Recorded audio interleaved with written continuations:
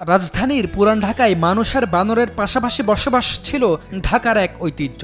পুরান ঢাকার গ্যান্ডারিয়া ছাড়াও রায় সাহেব বাজার, লক্ষ্মী বাজার, বনগ্রাম, টিপু সুলতান রোড, তাঁতি বাজার, নারিন্দা ও সূত্রাপুরেও প্রচুর বানরের দেখা মিলত। বানর এখানে অনেক পুরনো, এখান থেকে আর বিলুপ্ত হয় না। অনেকে নতুন টাউন থেকে বানর দেখতে আসে। সময়ের আবর্তে বেড়েছে মানুষ, কমেছে বানর। এখন আর আগের মতো চোখে পড়ে না বাসাবাড়ির ছাদে, জানালার কার্নিশে, উঁচু কোনো স্তম্ভে, রাস্তায় বানরের চঞ্চল ছুটোছুটি। বানরের চঞ্চলতা মানুষকে আনন্দ দিত। কখনো বা কারো ঘরে ঢুকে ফ্রিজ খুলে খাবার নিয়ে বানরের ভৌঁদুর, কখনো বা ছাদ বাগানের গাছ থেকে কোনো ফল নিয়ে পাশের ছাদে লাফ। কেউ আবার একটু বিরক্ত করলেই অনুমতি ছাড়াই বাসাবাড়িতে প্রবেশ করে লণ্ডভণ্ড করে দিত গোছানো জিনিসপত্র। কখনো আবার শিশুদের সঙ্গে খুনসুটিতে মেতে থাকতো বানর। এ যেন বানরের এক অঘোষিত অঙ্গরাজ্য। বানরের অভয়ারণ্য পুরান ঢাকার এই বনগ্রাম, যেখানে বাসাবাড়ির ছাদে উকি ঝুঁকি মারলেই দেখা মেলে বানরের। এ যেন বানরের একটি রাজ্যে পরিণত হয়েছে, এমনটি দাবি করেছেন এখানকার স্থানীয় বাসিন্দারা। তারা বানরকে খাওয়া দাওয়া থেকে শুরু করে সব কিছুই করান এবং বন্ধুরূপে গ্রহণ করেছে এখানকার মানুষ। এ যেন বানরদের সঙ্গেই তাদের বসবাস এবং বানরদেরই আরেকটি অঙ্গরাজ্য। এখনো পুরান ঢাকার এসব এলাকার অলিতে গলিতে চোখ মিললেই দেখা যায় বানরের কারসাজি।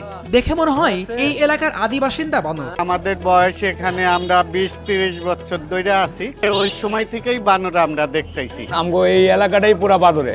পুরান ঢাকার বনগ্রামে প্রবেশ করতেই দেখতে পাই বিভিন্ন বাসাবাড়ির ছাদে লাফাচ্ছে অসংখ্য বানর। এ ছাদ থেকে ও ছাদে চলছে তাদের খেলাধুলা। সেই বানরের মিতালি আবার উপভোগ করছেন এলাকার শিশু থেকে বয়স্করা। পাঁচতলার মধ্যে বান্দর থাকে, ছোট ছোট বাচ্চারা এইভাবে থাকে। আমি এখান থেকে কিছু ফাইলে নিয়ে বান্দরে দিই, আমার তো দেখতে খুব ভালো লাগে। বিষয়টি দেখতে আমরা বনগ্রামের আরেকটু ভেতরে প্রবেশ করি। কয়েকটি বানরকে খাবার দিচ্ছে স্থানীয় এলাকাবাসী। কলা, বিস্কুট, কেক সহ বিভিন্ন খাবার তুলে দিচ্ছে বানরের মুখে। দেখে মনে হচ্ছে এ যেন মানুষ প্রাণীর পরম বন্ধুত্ব। আমাদের এলাকার মানুষ যে যতটুকু যা পারে তাদেরকে খাবার দিয়ে করার চেষ্টা করে, যে জাস্ট জাতটাকে টিকিয়ে রাখা। যে কারণ পুরান ঢাকায় বা ঢাকা শহরে আপনি বলবেন বানর দেখা যায় না সাধারণত। জানতে চাইলে এলাকাবাসী জানান, জন্মের পর থেকে বানরের সঙ্গে বসবাস তাদের। কখনো বিরক্ত করে, কখনো আবার তাদের সঙ্গে খেলাধুলায় মেতে থাকে।